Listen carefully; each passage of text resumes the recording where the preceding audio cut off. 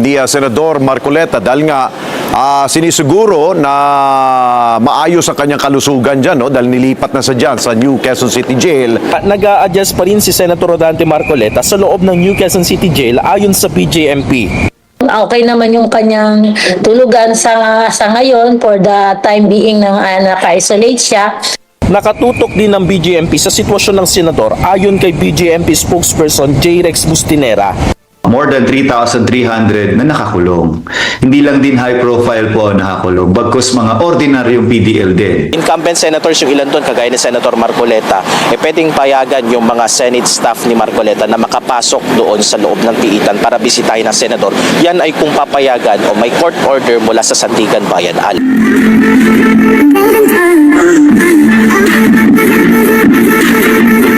Eksklusibong pinasilip sa Net25 News and Information Team ang isolation facility dyan ho sa New Quezon City Jail sa Barangay Payatas kung saan pansamantalang mananatili si Senador Rodante Marcoleta bago tuluyang isama sa general population.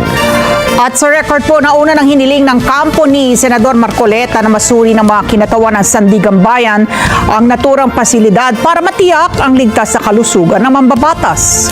At sa kabila nito, tiniyak naman ng pamunuan ng Bureau of Jail Management and Penology o BJMP na walang bibigyan ng special treatment sa sino man papasok sa kanilang pasilidad. Kunin natin ang live report exclusive. TJ Mendoza. TJ.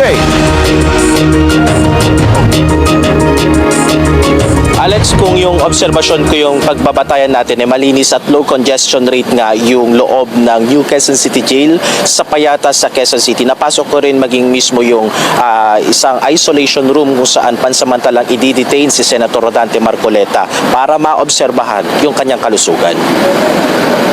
Sa pagbisita ng Sandigan Bayan Justices sa New Quezon City Jail Male Dormitory sa Payatas, Quezon City kahapon, sinuri ang isolation facility kung saan pansamantala munang idedetine si Senator Rodante Marcoleta sa loob ng isang linggo bago isama sa general population. Kasamang mga hukom ng Sandigan Bayan 3rd Division at si Jail Warden Maria Lourdes Pasion, eksklusibo nilang ipinakita sa Net25 News ang mga pasilidad ng BJMP. For this kasi may order na i-isolate mo na si Senator. Dito muna siya mag-stay for 1 week, so okay na yung condition. So dito yung 6 na palapag ang building, may elevator at maayos ang ventilation. Ipinakita rin nila ang 48 square meter na pasilidad kung saan ililipat ang senador kung sakali mang matapos nito ang isang linggong isolation. Mandato ng BJMP na panatilihing makatao ang mga pangangalaga sa mga persons deprived of liberty o PDLs. May mga transformative programs rin ng BJMP na may layong magdulot ng positibong pagbabago. Pero bukod sa detention facility, may iba pang pinagkakabalahan ng mga PDLs. May sariling wellness salon sa loob ng kulungan kung saan pwedeng magpagupit ang mga PDLs at ang bayad mula sa kanilang iniipong voucher. Yung mga PDL na nasa salon, nag-training po yan ng hair cutting, ng hair styling, na provided ng Social Services Development ng ating Quezon City Government. Meron rin silang wellness spa kung saan pwede silang magpahilot. May abaka weaving rin. Kitang gumagawa ng iba't ibang produkto ang mga PDLs gamit ang abaka na pinagkakakitaan rin nila.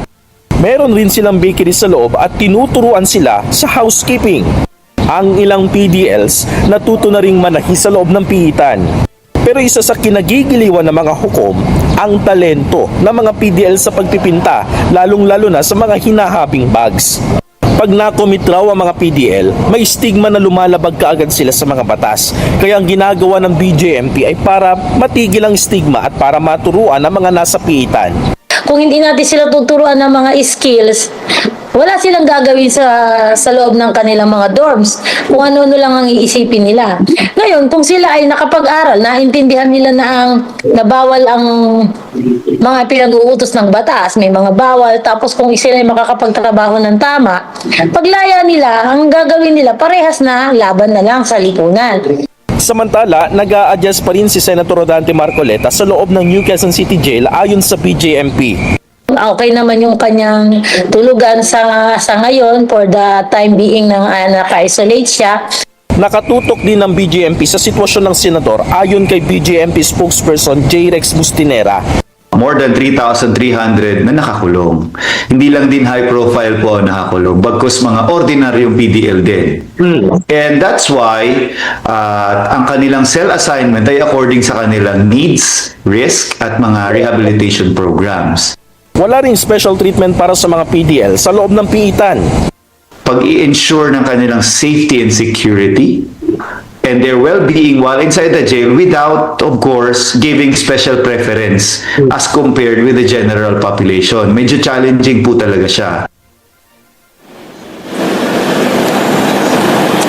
Alex, kung tutuusin yung mga pwedeng bumisita nga sa mga persons deprived of liberty o PDL sa loob ng piitan ay yung kanilang mga immediate family members, maging yung kanilang mga abogado o yung kanilang lawyers. Pero kaliwanag sa atin ni BJMP spokesperson J. Rex Bustinera kanina, dahil special o yung kumbaga high profile yung ilan sa mga nakadetain dun sa kanilang piitan sa Payatas, incumbent senators yung ilan dun, kagaya ni Senator Marcoleta, pwedeng payagan yung mga Senate staff ni Marcoleta na makapasok doon sa loob ng piitan para bisitahin ng senador. Yan ay kung papayagan o may court order mula sa Sandigan Bayan, Alex. Okay, TJ, dahil nakita natin ang isolation room ni Senador Marcoleta, dahil nga sinisiguro na maayos ang kanyang kalusugan dyan, no? Dahil nilipat na sa dyan sa New Quezon City Jail. Yung kanyang mga co-accused, nasilip mo ba kung nasaan sila nilagay?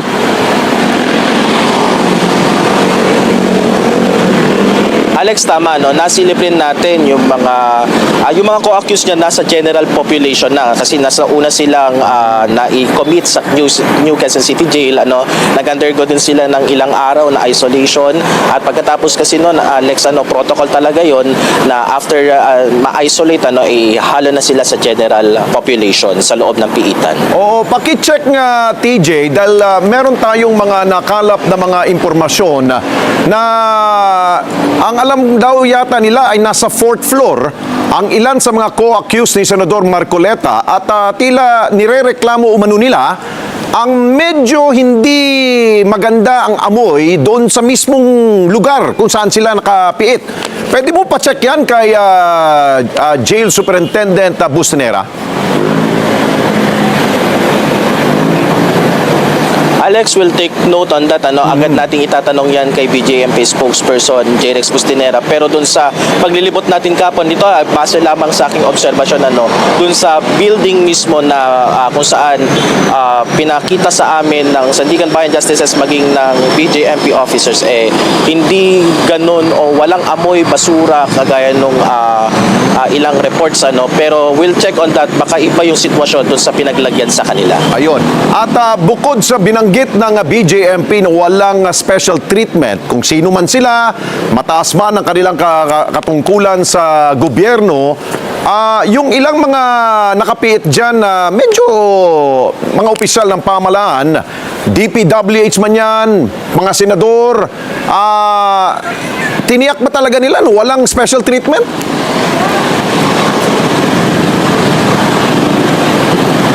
Alex, yun ang kanilang paulit-ulit na sinasabi mula dun sa statement kahapon ng DILG at maging yung pag-uusap namin kanina ni Sir J. Rex Bustinera. Pero dun nga sa nakita natin, classify kasi nila yung mga piitan, Alex, depende dun sa risk at depende dun sa profile ng inmate, kasi meron yung mga inmates kagaya ng mga high-profile PDLs natin na merong kumbaga may mga security measures na kailangan silang protocol na ipatupad, kung kaya't ang ibalance sa kanila nakahiwalay.